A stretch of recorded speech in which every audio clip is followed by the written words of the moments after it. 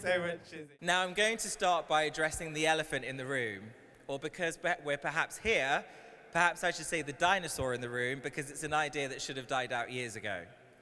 I'm talking about the backlash against diversity, equity, and inclusion. It's everywhere.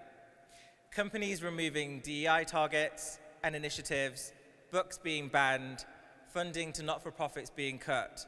If Musk had his way, everyone in this room would be out of a job. Not just those of us working in DEI, but anyone who even considers diversity and inclusion when it comes to shaping culture and building effective teams. Let's call this backlash what it really is: a tantrum by privileged people who didn't have to fight for a seat at the table. The same people crying about reverse discrimination are the ones who thought meritocracy was working just fine until they had to actually compete. Just as bad are those who once called themselves advocates only to backtrack as soon as the political tide turned. Mark Zuckerberg appeared in our outstanding role model list for 3 consecutive years, earning him a place in our Hall of Fame in 2017. He told us he was making Meta a safe place for diverse individuals and called himself an ally for the LGBT+ community. Well, I'm sorry, Mark, but you can zuck off, because there is no place on our role model list for so-called allies like you.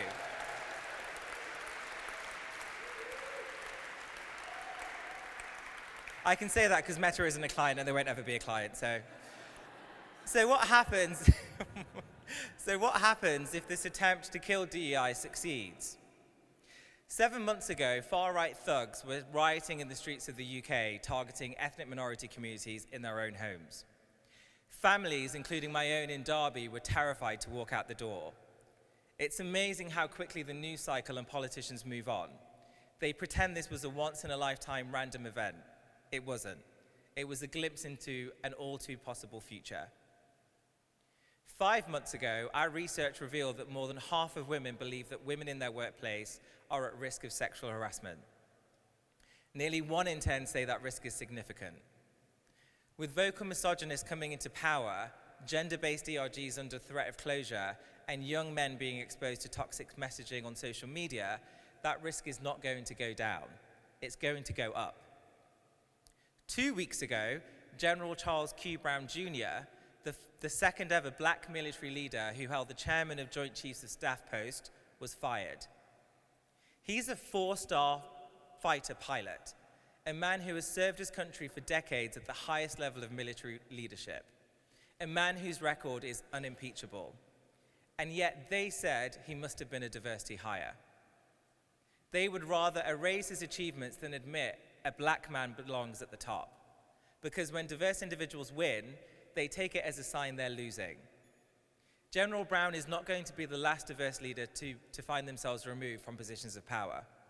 Because the aim of this backlash is not to erase DEI. That is just the start.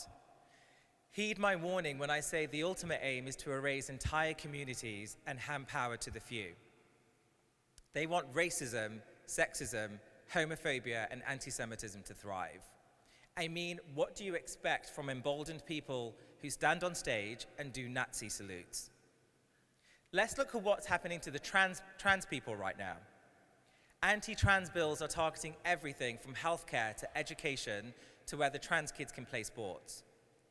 In schools, books about gender identity are being banned to pretend trans people don't exist at all. On social media, hate speech against trans people has exploded and protections have been removed.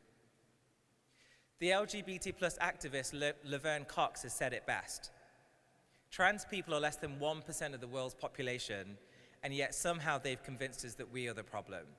We are focusing on the wrong 1%. We have actual bad guys out there, people undermining democracy, grabbing power, and creating misery for profit. But sure, let's all panic over a non-binary kid wearing nail polish.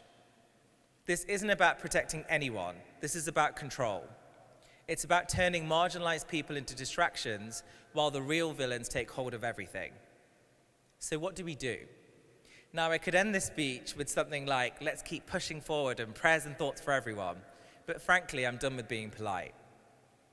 We don't push forward, we push harder. We don't wait to be invited to the table, we take our damn seat. We don't debate whether inclusion is important, we demand it. Because here's the thing, history belongs to the people who refuse to shut up. And I know deep in my soul that everyone in this room is that person, right?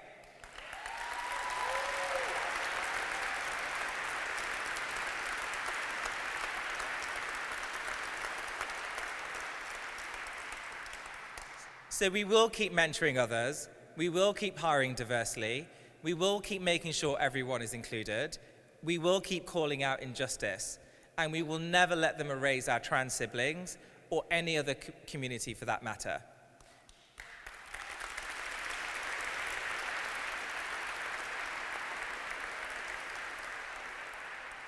If that means Trump has to face another courtroom or Musk loses all his advertisers, well then that's just a bonus. And speaking of taking the fight to the courts, is Alan Shaw, where's Alan Shaw? Is he here? No? He should be. Well, that's ruined this part of the speech. Okay.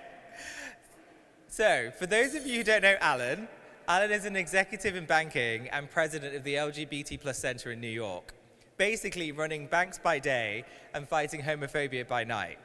He's the Batman of LGBT+ advocacy. But Alan didn't stop there. He's now suing the US government over their terrible executive orders that target LGBT+ community.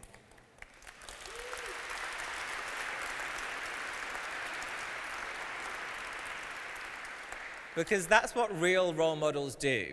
They stand up, speak out, and fight back. So Alan, wherever you are, and I'm going to kill you for not being here. He's being Batman, someone said. He's going to fly in here somehow. Thank you for showing us what true courage looks like, and so proud to call you a friend. So let's celebrate all our role models tonight. Let's honor the work, and tomorrow let's go out there and make them wish they never messed with DEI in the first place.